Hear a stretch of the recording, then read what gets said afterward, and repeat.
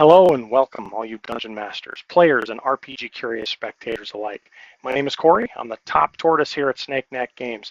And today what I'd like to do is do a walkthrough of a little solo RPG card game I came across while trolling through the internet a few days ago. It's called Axebane's Deck of Many Dungeons, and it is a portable 54-card deck packed with a bunch of random tables, traps, and encounters, and it lets you randomly generate and explore endless fantasy dungeon crawling adventures. Now, the deck is system agnostic, but it features tables optimized for all of your classic fantasy tropes. It pairs perfectly with rules-light systems, open licensed independent games, and all of the big ones. Everything from Dungeons and Dragons 1E down to individual and indie games such as Cairn, Knave, and Shadow Dark. I'm going to be doing this through the VASSAL engine today, which is a free open source platform. It's designed for building and playing digital adaptations of board games, war games, and card games. It is effectively a virtual tabletop and all the pieces that are required to play thousands of community-made game modules, either solo, live, online, or asynchronously via email. Now what I'm going to do is I'm going to show you VASSAL, and I'm going to play through a run-through of the Deck of Many Dungeons in a module that I personally built for this particular card game in VASSAL. So let's get started, shall we? Here we can see VASSAL. It's the basic interface, and whenever you launch it, you'll see a list of all the modules that you currently have linked to it. I do want to point out that all of the modules that you can get for VASSAL are entirely free. The software itself is entirely free. You don't even have to create an account to download it, unless, of course, you wish to post on the forums, and that's an entirely different discussion. Anyhow, I have the Deck of Many Dungeons right here, so what we're going to do is we're going to open this. It's going to bring up a blank interface. It's going to say, hey, you haven't done anything yet. So what we have here is the basic interface. Now when I click on New Game, you're going to see the Deck of Many Dungeons is loaded in here on a play mat. This is a custom play mat designed specifically for this module. And according to the rules, which we will cover here, you remove the Ace, the King, and the Joker cards from the deck. Well, the Jokers are basically the instructions. The Aces and Kings have already been removed, set into their own spaces here. So you don't even have to do that in VASSAL. If the module is built the way that I've built this one, it's already done for you. You basically select one Ace out of the cards to begin the dungeon layout. It'll be your start, and it'll give you a few options as to whether you want to, or as to whether you have done this because you're on a quest to rescue an NPC, find an item, get to the second dungeon level. You'll see that in a minute. And then you just start drawing cards from the deck. And each card will have individual rooms on it that'll have various things that can possibly happen to you in that dungeon. Now, one thing that this card game does not currently have is a way to accurately generate target numbers. Say you're playing a system agnostic D20. You don't have any rules, it's rules light. You don't have a way to generate a target number. You can either roll a D20 and generate a target number that way, or you can go out to Drive-Thru Cards and download a free copy of ICRPG's Target Deck. It's a deck of 11 cards, 12 if you count the rules, but it's 11 cards that generate a number from anywhere from 7 to 23, whether the target number is easy, medium, or hard. It's very simple. You just draw a card, boom, there's your target number. So let's get started, shall we? We're going to draw our first card, the Ace, and find out what our initial dungeon looks like. And I will increase the size of this. We will zoom in a little bit. And I can hover and it will actually zoom in. So here's our starting point. We're going to end up moving the card around because we can go north. And you can see, like I said, you can generate an individual quest as to why you are here, right? So we're going to do that. We're going to assume the PC's level is level 1. We don't want to get into anything too difficult or massive. This is just supposed to be a small walkthrough. So we're going to roll a D8, add the PC's level, and determine what the quest is that you have to do, or that we have to do. I rolled a 2. That's another nice thing about VASSAL is that if you roll dice, you have dice that are part of the module that you're working with, and I do, all the way from D4 to D20, it'll actually store the result up here in this pane, right? So I rolled a 2, I had the PC's level, which is 1. That's a 3. From 2 to 5, convince an NPC to return to town. Okay, great. What NPC? Well, we're going to go back here where... Here's the other joker. Random tables to determine NPCs and quest items. Now, we're going to assume it's a guy. Somebody got stuck in the dungeon. All right, so we're going to roll 3d10. 9, 2, and 5. Right? So Tatcham Hammond, a cleric, is stuck in the dungeon. I'm going to write that down.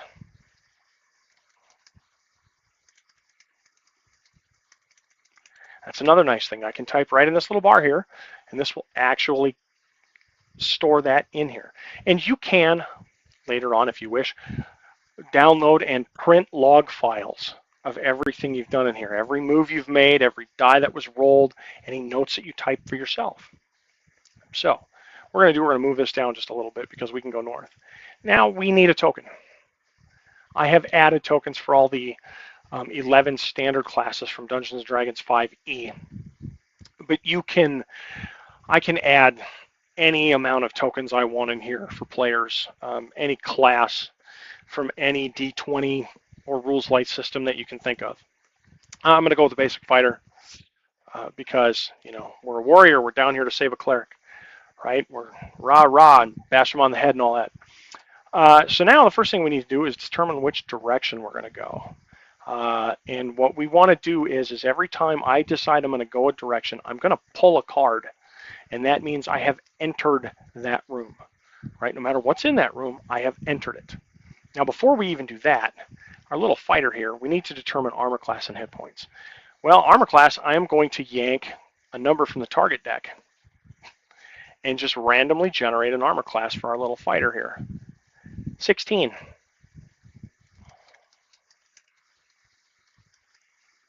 And now he's first level. I'm going to just assume 10 hit points as a fighter. I could very well roll any amount of dice I wanted to. I could full character creation from any system or just go as basic as I am here. But I want to go basic because this is not to be, a full walkthrough of any systems or how to create characters elsewhere. I can cover that if you want at some point. That's up to you. But for this purpose, we have an armor class of 16 and 10 hit points, right? And that's pretty good. That's pretty good for first level fighter. So we'll return that to the deck. You'll notice that when I did the test of this, I drew a 12, and now I drew a 16. These cards all automatically reshuffle. That's another good thing about Vassal. You don't have to physically shuffle the cards. Every time you draw a card from the deck, every time you send a card back to the deck, it automatically reshuffles them. Okay, so we're gonna go east to the right. You come down the stairs and you're like, hey, first corridor. So let's draw a card here. And look at this. We come all the way in here. Now there's a monster in here. D6 plus the PC's level. We are level 1. We can't get more than a 7 anyway. Right? So 2 to 8, it's a goblin or a zombie. Right? So we're going to grab an enemy token. I did not. I actually kind of cheaped out on the enemy tokens. I could add goblins, orcs, trolls, zombies, specters, vampires, demons, devils, dinosaurs, dragons, you name it. I could add tokens in here for this, but I just have a generic E for the token. So we'll walk into the room and ho, ha. There is an enemy in here for us to take care of. Enemy needs an armor class. 19. This is one tough goblin. So we want to make sure we denote that.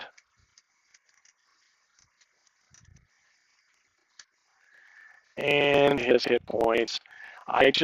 In very basic games, I just assign 8 hit points. That's it. I'm not gonna go pull the monster manual for any system. I was doing Dungeons and Dragons 1E or BECMI or Corpse Kings or any Osric type thing, anything that basically supports a dungeon scenario, I would absolutely go get the statistics, use real hit points, armor class, everything, right? So now it just starts combat, back and forth. we're the hero. I'm going to go first. I could roll initiative. I don't feel like doing so. So we're just going to roll a few. We're going to roll a few times and see what happens. All right. So I attack him. It's a natural one. I probably dropped my weapon, stumbling over a small pile of iron spikes as I was going into the room. He barely missed. All right. My armor class is 16. Roll a couple more times. He actually hit me, and he did 4 points of damage. So now I have 6 hit points. Okay, now I don't want to die while I'm doing this walkthrough, right? That would be bad, okay? So I'm actually going to fudge this. When I play for real, I go through. I actually, in one of these that I did before generating this video, I went through the entire 2 levels of the dungeon that ended up getting generated. Came across the final room when when there were no more exits, and I died. Natural 20, maximum damage. I took 16 points of damage.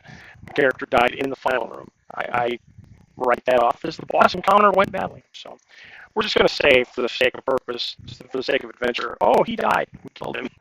See, it's that easy. Now, if you really want me to go through and roll every single die and track every single hit point and everything that happened, by all means, you can tell me so, and I'll do it next time. Also on this card, you can see there are 1d8 iron spikes. We find 3 iron spikes. Again, we can continue to keep track of everything we need to in here.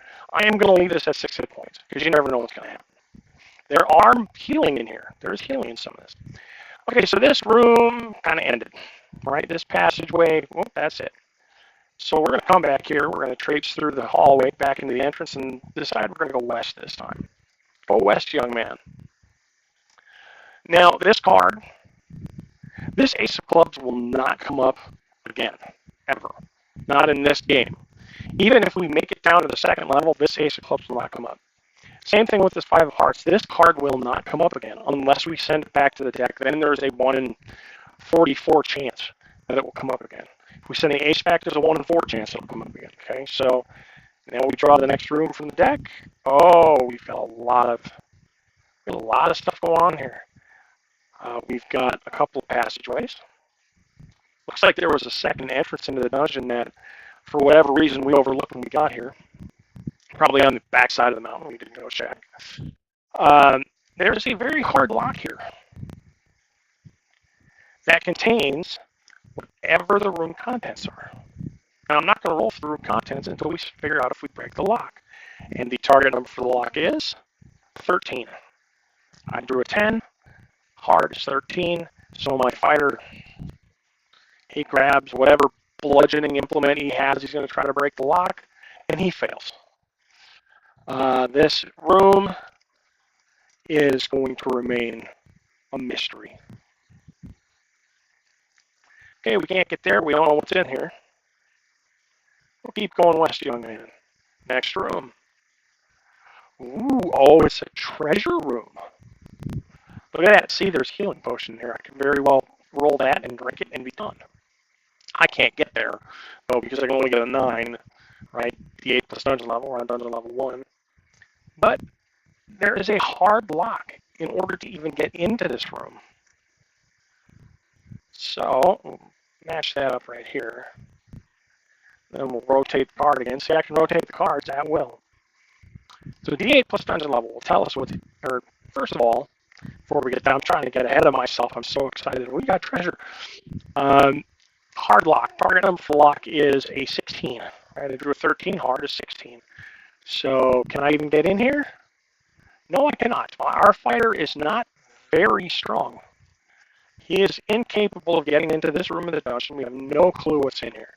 Just for kicks, we're going to roll. It's a D8 plus dungeon level. So I rolled a 7. Poison needle trap. Thank God we can't get into the room because we would be dealing with a poison needle. But the room is locked. We can't get in. Okay, we can't go that way. Well, let's go south. And look at that. A magic pool. See, we're just coming across all kinds of magic here. We'll line that up and then we'll rotate it again. Now I can go. Now it's another hard lock. That's as far as I can go. See, all of these rooms are locked. And the target number to break that lock is a 15. And we are wimps. This fighter can't do anything. He can't get into anywhere. He should not be an adventurer. He should have stayed back at the inn. Okay, so there's a few rooms. Let's go north and see what happens up here. Ah, the last room of the dungeon, as there are no other exits. Now there's a monster over here, and it is D6. It's one acolyte or a skeleton. We're going to say it's a skeleton, and I know that because D6 plus the PC's level, besides the fact that I've seen this card many, many times, D6 plus the PC's level, we're level 1. D6 is 1 to 6, and the best we can get is 7, so it's one acolyte or skeleton, and we're saying it's a skeleton. Now, in this case, you could very well say, oh, he can't get to us. He's a skeleton, he's got a short sword. We're a fighter, we've got a long sword. Nothing happens. He can't get to us. Even if he walks over here, the best that's going to happen is he either stops or he falls off the cliff. Now, we could very well play this combat out and let it go and be done with it, and fire arrows back and forth and launch rocks and make jumping checks to see if we can scale the cavern or scale the chasm, whatever you can think of.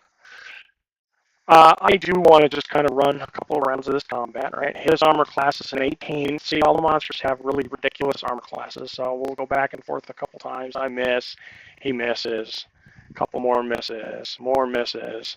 Natural 20, I hit him. You can count that. Me, him, me, him, me, him. Barely missed. Me, natural 20. A D8 for damage. That's maximum damage. 16 points. Now, see, now the game is being nice to me because of what I told you about the last time I did this. So, oh, the skeleton is dead. We have gone everywhere we can go. We can't get into this room. We can't get into this room. We can't get into this room. You could absolutely fudge it and say, oh, the skeleton had the magic keys, and now you have the keys to go and find all of this stuff and go deal with the poison needle trap that we should have even rolled first, right? And then get to the magic pool and see if there's an effect, right? Go find out what's lying in this room. You can do that if you want. It's a solo game. Nobody's going to argue if you bend the rules for yourself. I'm not going to do that. We've reached the end. Now here comes the interesting thing. The one thing about this game that I don't necessarily agree with. According to the rules, if you go back to the Joker card, once the layout is complete, no unconnected hallways, choose one card in the layout and replace it with the king card of your choice to finish the current dungeon level or current quest. Okay? I don't agree with choosing a specific card. I don't agree with replacing one you've already drawn. So what I do, now you can absolutely do whatever you want, right? If you wish to say, hey, that's the way it's going to be, then by all means. What I'm going to do is I'm going to draw king. I'm going to turn this the proper way, and I'm going to attach it to an existing room that I've already been in, because now I can come here. And who do I find but Tannic Hammond, our missing cleric. Roll the credits, fanfare trumpets play, the kingdom is happy, the priesthood is happy, you're touted as a hero that has saved the universe once again. Really simple. Now you'll notice on this card that it says quest goal or stairs down to the next level. Now this is just a basic run through. I'm going to stop right here. This is our quest goal. He was trapped behind the goblin, right? This wall, very Zelda-esque, early Zelda, where you would see no exits and put a bomb on the wall and it would blow a hole and you go to the next room. Same thing here is what I imagine. It's very Zelda-esque. Oh, the passageway opens as soon as you complete the rest of the dungeon. And if you wish, you can go down to the next level. There are some quests. We'll go back to this Joker card. I'm sorry, not the Joker card, my bad. There are some quests in the Aces that say the gold on the second level, item on the second level. You keep going. You want to, you get a really small dungeon, you're like, I'm not done yet, I'm going to go down to the second level. You can go down to the second level. You want to go down to level 15. You get through 15 of these, take all these cards, send them right back to their decks, and boom, you can go down to level 15. We're going to end it here. We have found Tamid Hammock, our missing cleric. He heals us. We get our 4 hit points back. Thank you, thank you, thank you. And we escort him out of the dungeon and back to whatever town suits your purposes. And thus ends our demo, our walkthrough of a deck of many dungeons. What did you think? Did you like it? Was it intriguing and interesting enough? Have you seen it before and you're wondering, why is somebody doing this again? Are you wondering how you can get the deck of many dungeons, or Vassal for that matter? Or, again, the ICRPG target deck? I will have links to those down in the description. I hope. I am very forgetful from time to time, and if I do forget, I hope somebody calls me out on it. But I will try to incorporate links.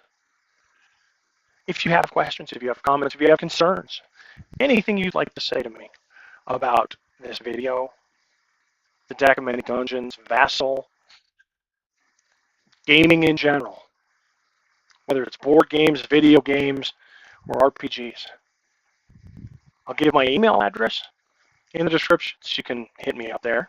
You can hit me up on YouTube, just drop me a PM, comment on the video. You can find me on Twitter or X. I don't know what the proper term is to call it nowadays. I'm old. I'm Gen X. I will continue to call it Twitter. Or you can find me on Facebook in the first and second edition AD&D Facebook group. If you take the time to ask questions or some of your comments or concerns, I will take the time to respond to them. Every last one of them. I find it to be, what's the word I'm looking for? I'm honored if you do that. If you're going to take the time to write to me, I'm going to take the time to write back. Well, ladies and gentlemen, that is the end of our video. Short and sweet, right to the point. Until next time, to all you Dungeon Masters, players, and RPG curious spectators alike, happy gaming.